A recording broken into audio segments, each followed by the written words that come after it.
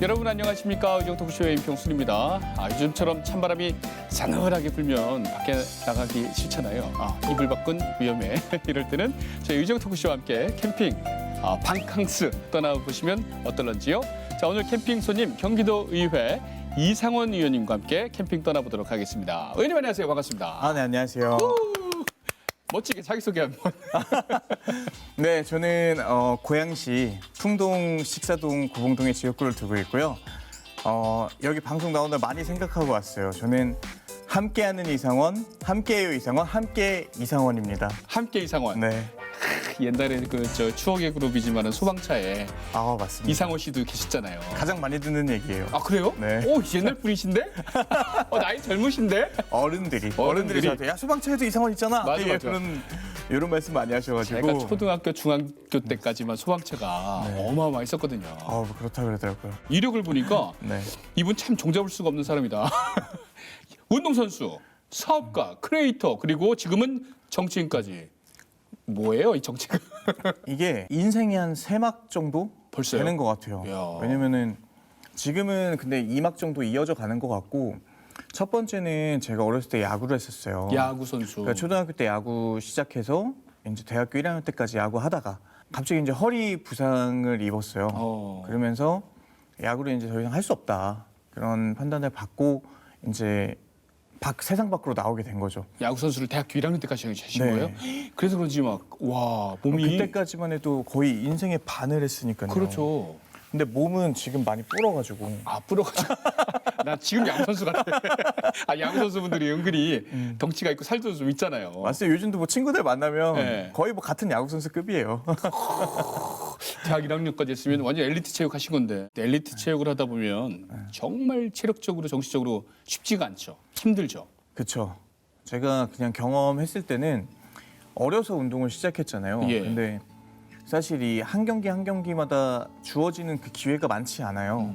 왜냐면 프로처럼 시합을 그 1년에 봄, 여름 시즌을 다 보내는 게 아니고 가을까지 보내는 게 아니고 대회별로 다 토너먼트식으로 올라가야 되기 때문에 그냥 대회 열리자마자 한 게임 지면은 탈락인 거예요. 그러다 보니까 보여주려면 저희 팀이 잘해야 되고 팀이 또 올라가야지 저가 학교 다닐 때는 한 4강 이상 들어가야지 대학을 갈 수 있는 조건이 주어지고 그리고 프로도 마찬가지였어요.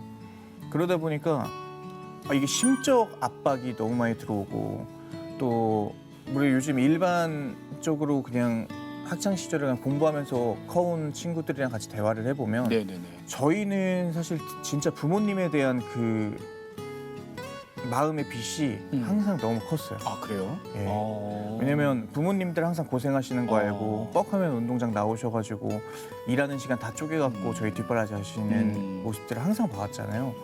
그러다 보니까 이게 게임을 지면은 엄마 아빠한테 죄 짓는 그런 생각이 많이 들었었고 그리고 또 저의 미래가 또 걸려 있잖아요. 예. 거기에 대한 압박. 그러니까 어렸을 때부터 시작점이 좀 달랐던 것 같아요. 다른 사람들은 고등학교가 돼도 내가 이제 뭘 해야 되지? 대학에 어떤 과를 가야 되지? 대학 졸업하고 뭐 해야 되지?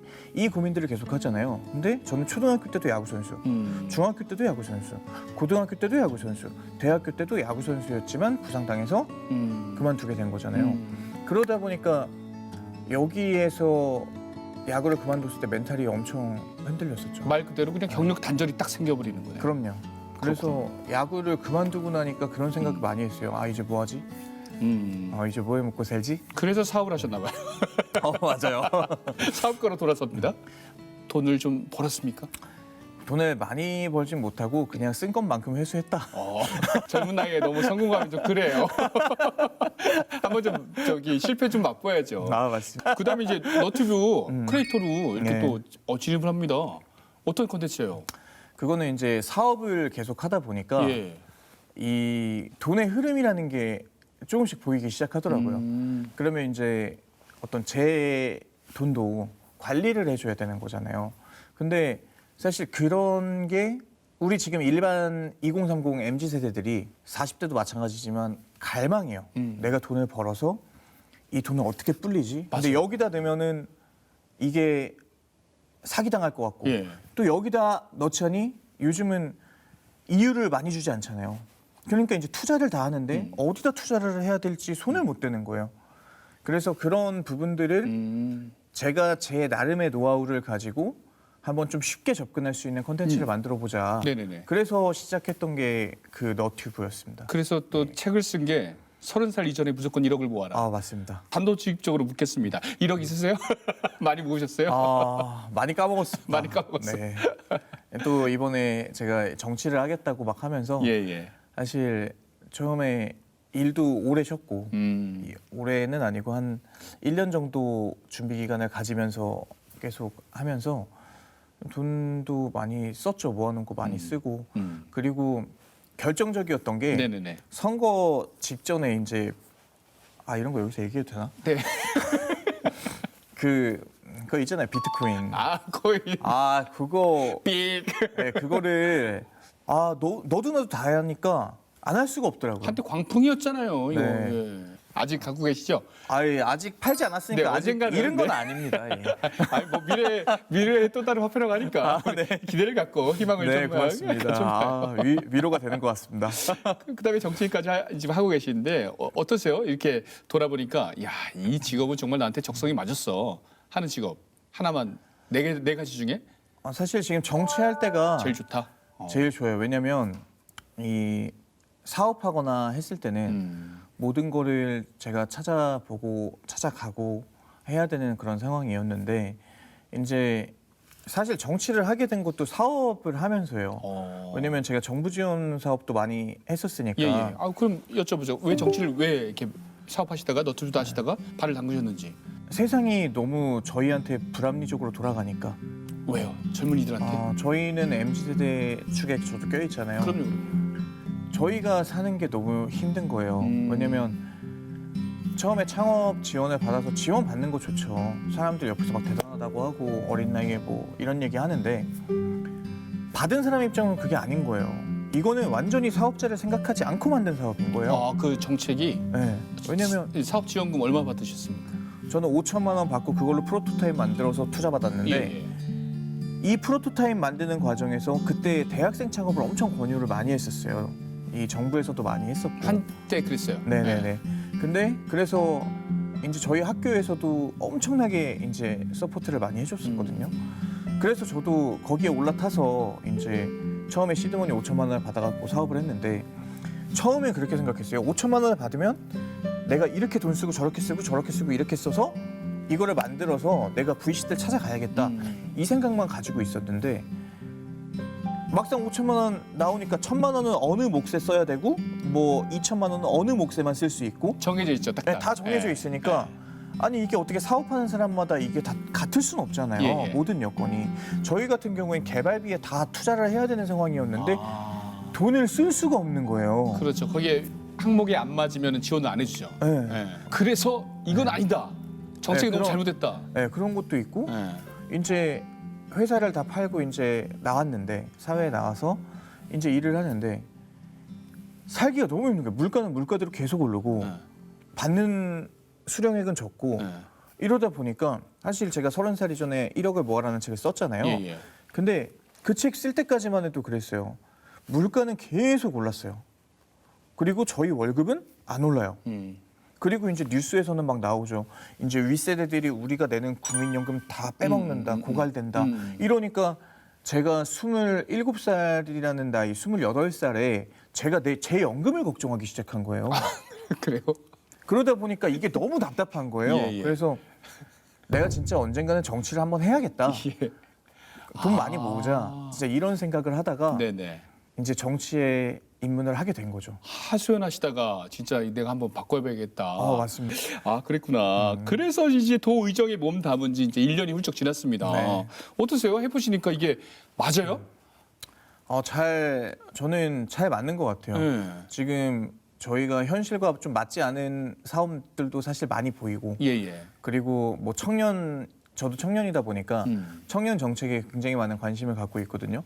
근데 사실 지금 행정기관이나 이런 기관에서 좀 대응이 늦지 않나라는 생각도 조금 들고 음. 이제 그런 생각들을 종합적으로 이렇게 하다 보니까 네. 조금 더 세상이 넓게 보이는 것 같아요. 그래서 아직도 배울 게 훨씬 많고 네. 그리고 계속 배워가면서 뭔가를 지금 하고 있다는 게 저는 저 스스로 너무 신기한 것 같고 재밌습니다. 그래서 내 청년의 눈으로 딱 봤을 때 난 밖에서 이런 경험들도 많이 했는데 야 이거 참 탁상 경쟁도 많고 왜 이렇게 느리게 돌아가냐 이런 것들 네. 눈에 진짜 보일 거예요. 네. 그래서 나 참 1년 동안 했던 것 중에 나 이거 참 잘했다. 이거 참 자랑할 만한 잘했다. 은둔형 청년들을 만났었어요. 그 사회적인 문제가 굉장히 크죠. 네, 지금 이제 올해 들어서 이제 많이 언론에 노출이 많이 됐는데 네. 작년부터 이제 계속 이야기를 해왔었어요. 이 은둔형 청년에 대해서. 사실 처음에 은둔형 청년이라 그래서 이해하지 못했어요, 저도. 왜 이해 못했냐면 청년들이 집에 숨는다? 밖으로 안 나온다? 그렇죠, 그렇죠. 그러면 저는 사실 이거는 우리 정신의학과나 이런 데서 상담을 받아야 되는 거 아니냐라는 생각을 했었어요, 한때. 왜 그러냐면 집에 안 나오는 이유는 가지각색일 거예요. 정말 사람들한테 치여가지고 대인기피증이 있을 수도 있고 아니면 뭐 우울증이나 조울증이 있을 수도 있고 아니면 게임을 너무 좋아해서 뭐 게임에 중독되거나 이런 분들이 있을 수도 있잖아요. 거기만 생각을 했던 거예요. 근데 실제로 보니까 밖에 나와서 그 은둔형 청년들을 만나보니까 예. 되게 밝아요. 이거는 내가 생각했던 우울증이 아닌 거예요. 보통 우울한 사람들은 이러잖아요. 네. 진짜 이렇게 되게 우울하게 아무 말도 안 하고 이렇게 숨잖아요. 이렇게. 예. 근데 이런 게 아니라 대화를 걸어주고 자꾸 얘기를 해주니까 좋아하고 같이 게임도 하면서 신나하고 이런 것들이 있는 거예요. 네. 근데 이 청년들을 그냥 방치해놓고 그리고 저는 2030 40대까지는 무조건 일을 열심히 해야 된다고 생각해요. 근데 그 일해야 되는 시간에 집에만 있는 그게 너무 안타까운 거예요. 그래서 좀 조례도 추진해 보려고 준비하고 있었고 예. 작년인가 올해 초인가 이제 예산도 그 정책이 또 경기도에서 끊겼었대요. 한번 이제 1년 동안 진행을 했다가 그 예산 지원이 이제 끊겨가지고 이제 거기에 대해서 이제 제가 이런 끊으면 안 된다. 끊으면 안 된다. 이건 끌어내줘야 된다. 그렇죠. 더 다양한 방법을 강구해야 된다. 뭐 이제 이런 이야기를 하고 주문을 했던 기억이 납니다. 사람은 누구나 외로움에 빠집니다. 하지만 그걸 좀 나올 수 있는 개인적인 힘도 필요하지만 사회적으로 옆에서 동네에서 많이 좀 움직여줘야 돼요. 맞아요. 그래야 나와서 옆에 있는 사람하고 차 한 잔 마시면 그게 맞습니다. 해소가 되거든요. 맞습니다. 좀 도의회 차원에서도 네. 그런 예산 깎지 마시고 네. 많이 좀 풀어주시길 바랍니다. 알겠습니다. 예, 좋습니다. 안횡희 부위원장이십니다. 네. 안전행정위원회. 네네네. 안전 우리 사회가 정말 이제 간과하면 안 되잖아요. 네. 어깨가 무거울 것 같습니다. 네. 어떤 걸 가장 요즘 염두에 두고 계신지요? 작년 행감 때부터 계속 꾸준히 여기에 대해서 관심을 가져왔는데 전기차입니다. 전기차. 네. 수요는 계속 늘어나고 있는데 이 전기차 화재가 났을 때 이게 자칫 잘못하면 대형 사고로 이어질 수 있어요. 겁나더라고요. 네. 그냥 배터리가 폭발해 버리니까. 그것도 있고 네. 사실 아파트들이 지상에다가 주차기를 설치할 수 없잖아요. 예. 그러다 보니까 다 지하에 이게 충전 시설. 충전 시설들이 다 있는데 충전하다가 만약에 불이 나면 지하에서 불 났을 때는 어떻게 할 거냐.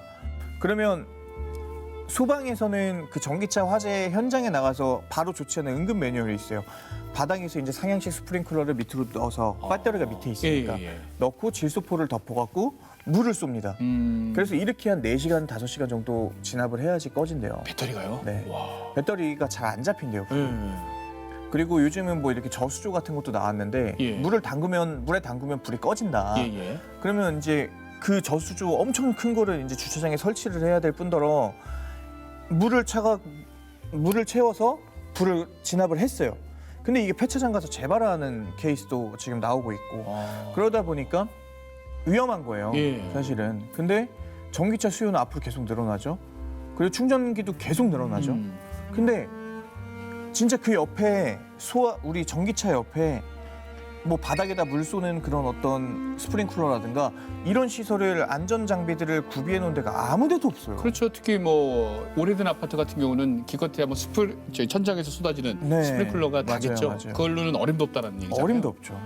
그거 어떻게 해요? 그러다 보니 이거를 조례를 바꾸더라도 조례를 좀 만들더라도 해서 이런 안전 대책을 좀 만들어야겠다라는 생각을 하고 있는데 이제 지금 본격적으로 올해 한 8월 때부터 지금 계속 추진해 오고 있고 지금 이제 그 도청 저희 집행부랑 협의를 하고 있는 단계입니다. 오케이, 알겠습니다. 안전 계속 좀 책임져 주시고요. 지역 네. 고양시로 가보겠습니다. 네.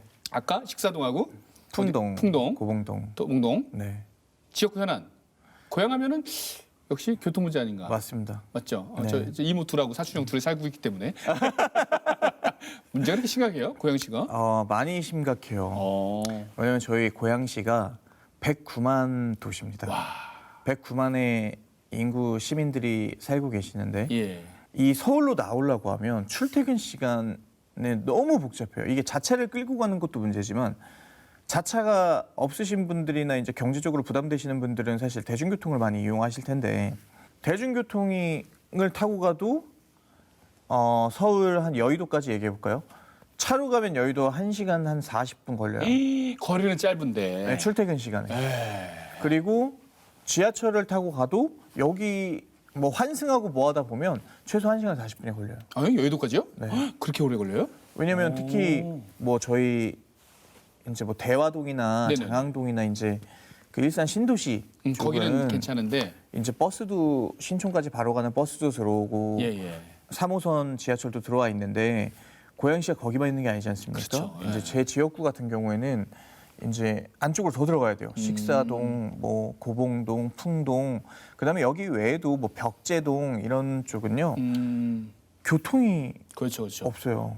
그쪽에서도 갈수 있는. 서울로 출퇴근하시는 분들 많이 계시죠. 그럼요. 근데 고양시 전체 인구의 한 40~50%는 제가 알기로는 서울시로 나갔다가 다시 들어오시는 걸로 알고 있어요. 예. 그래서 고양시에 제가 청년 모임을 좀 해보려고 청년들을 많이 모아가지고 요즘 대화를 많이 하는데 예. 야 우리 언제 몇 시에 볼까? 한 6시에 저녁 먹을까? 7시에 저녁 먹을까? 이 얘기를 했더니 난 자기는 8시 반이 돼야 들어온다는 거예요. 서울에서 고양시로. 네. 퇴근하면. 퇴근하고 오면 그럼 우린 무조건 9시나 돼야지 만날 수 있다는 얘기예요. 그러다 보니까 너무 시간적으로 로스가 많이 나는 거죠. 예. 24시간을 저희가 사는데 예. 뭐 한 8시간 잔다고 치면 출퇴근 시간이 4시간이면 그 4시간의 로스는 정말 해결해야 되는 가장 큰 문제이지 않을까. 저녁이 없는 그런 삶이네요. 생각을. 네. 아침도 없죠 사실. 아침도 없고 네. 24시간이 모자라. 네. 어떡하지? 교통 문제. 빨리 해결해야 되는 문제인데 사실 이거는 저희 뭐 경기도 의원의 신분으로 이거를 뭐 참 해결할 수 있다면 참 그럼요. 좋지만 이건 또 중앙 정부까지 가야 되는 현안인 것 같아요. 그래서 저희 시장님도 열심히 움직이고 계시고 저희 시의원 도의원들도 열심히 움직이고 그다음에 이제 뭐 국회의원분들도 열심히 움직이는 걸로 알고 있습니다. 또 고양시 출신의 뭐 국회의원분들이나 이렇게 도의원들 만나면 꼭 그 얘기 또 하시더라고요. 너무 고양시가 베드타운이다. 뭐 저기 뭐 일자리 뭐 저기 회사랄지 공장이랄지 이런 게 안 들어서니까 그것도 참 어렵다. 이런 저는 교통 문제를 해결할 수 있는 두 가지 방법이 정말 뭐 지하철을 넣고 버스 노선을 만들고 이런 건 당연한 거지만 또 한 가지 방법으로 고양시에 내가 만약에 강남까지 가는 출근 거리를 고양시로 옮길 수 있다면 뭐 예를 들어서 고양시에 대기업들이 한 2~3개만 들어와도 사실 꽤 많은 인구가 들어오기도 하겠지만 고양시에 꽤 많은 인구는 그쪽으로 출근할 수 있는 계기가 되거든요. 그러면 이제 교통량이 뭐 100만 하루에 뭐 1000대가 나갔다. 그러면 그중에 20% 정도만 빠져도 사실 이 교통 체증이나 이런 부분을 조금은 해소시킬 수 있는데 고양시가 지금 과밀 억제 권역에 걸려 있어요. 그러다 보니 기업들이 들어와서 하면 법인세를 좀 많이 내야 되는 상황인 거죠. 근데 이것도 해결이 돼가고 있습니다. 지금 고양시는 경제 자유구역을 유치하기 위해서 굉장히 많은 노력을 하고 있고 그 첫 번째로 얼마 전에 이제 고양 테크노밸리가 그 착공에 들어갔습니다. 그래서 이제 26년 정도 이제 완공으로 되어 있는데 준공으로 되어 있는데 작진 않지만 이런 일들이 하나하나씩 조금 빠르게 추진돼서 고양시가 조금이라도 살기 좋은 동시가 됐으면 하는 바람이 있습니다. 아니 뭐 고향 살기 좋죠. 갈 때마다 참 동네 좋다. 이 생각 많이 하는데 동네는 너무 좋아요. 너무 좋은 것 같아요. 살긴 너무 좋은데 네. 아 이게 서울 출퇴근이 문제. 그것도 그렇고 저도 의외에 올 때 너무 힘들어요. 그렇죠. 네. 아 이러다가 또 좀 민감한 문제일 수도 있지만 고향 시민들도 저기 서울에 편입이라고 할지 모르겠어요. 그 같이 가주면 좋죠. 정치인으로서는 이렇게 주민들은 좀 좋을 것 같아 그러면은. 이제 김포 가면서 저희도 데려가 주세요. 이제 열심히. 저 수원 살거든요. 네. 그럼 수원도 그러면 어떻게 서울 전국을 서울하고 그냥 한번 얘기해봤습니다. 네. 예, 좀 민감한 문제니까 내 인생의 인문학 순서입니다. 노래, 뭐 영화 다 좋아, 책, 네. 뭐 좌우명, 네. 인생을 좀 뭔가 다 기준점이 있다면 뭐가 있을까요? 저는 따뜻한 마음으로 강하게 살자라는 좌우명이 있어요. 따뜻한 마음으로 네. 강하게 살자. 네. 어. 요즘 이제 계속 제가 과거에도 많은 일들을 해오고 정말 많은 사람들을 만나고 정말 많은 일들을 추진해 왔지만 제가 느끼는 건 딱 하나예요. 이게 정말 따뜻하기만 하면 바보 되는 세상이구나라는 걸 느껴요. 그리고 정말 이게 다 착하게 살아야겠지만 진짜 나는 베풀고 살 거야. 베풀기만 하다 보면 우리 곡간이 바닥나잖아요. 예, 예. 그것처럼 마음을 항상 따뜻하게 갖고 살 때는 좀 더 강하게 살아야 된다. 그래야지 제가 얻을 수 있는 것들이 있고 그다음에 또 제가 얻어서 또 뭔가를 사회에 기여할 수 있는 일들이 만들어질 거 아니겠습니까? 예, 예. 그래서 저는 항상 따뜻한 마음으로 살되 우리가 하는 일에 있어서는 정말 강하게 근성 있게 살자 이런 어떤 의미를 담고 있는데 그게 제 좌우명. 굉장히 그리고- 와닿습니다. 저한테도 네. 와닿아요. 따뜻한 마음으로 살되 강하게 살자. 그걸 가지고 또 정치인으로서 앞으로 남은 기간 많이 남았잖아요. 하실 일들이 굉장히 많아요. 그죠? 네. 어떤 경기도 의원으로 남겠다? 각오 한 말씀 부탁드립니다. 지금 한 이제 2년 반 정도 남은 것 같습니다. 의회에 와서 끝날 때까지 이제 임기가 그 정도 남았는데 짧다면 짧고 길면 긴 시간인 것 같아요. 그 기간 동안 제가 의회에서 아까 말씀드렸던 전기차 이런 문제 좀 중요한 것들을 좀 해결하고 싶은 것들이 몇 가지가 있어요. 청년 문제도 있고 그다음에 아까 말씀드린 전기차 문제도 있는데 이러한 문제들이 어쨌든 우리 경기도에서는 이런 사고가 나지 않았으면 좋겠고 그리고 또 청년들이 조금이라도 살기 좋은 경기도가 됐으면 하는 그런 바람이 있어요.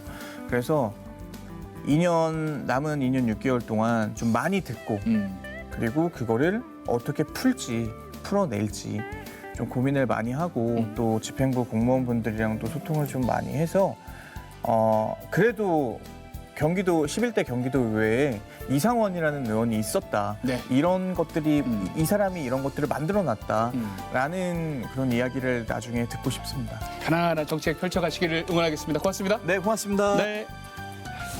자, 오늘 착한 남자, 강한 남자 이상훈 의원과 함께 이야기 나눠봤습니다. 정말 경기도 의정을 따뜻하게 또 강하게 이끌어주기를 응원하겠습니다. 저는 다음 시간에 다른 의원님과 또 캠핑 떠나보도록 할게요. 여러분, 안녕히 계세요.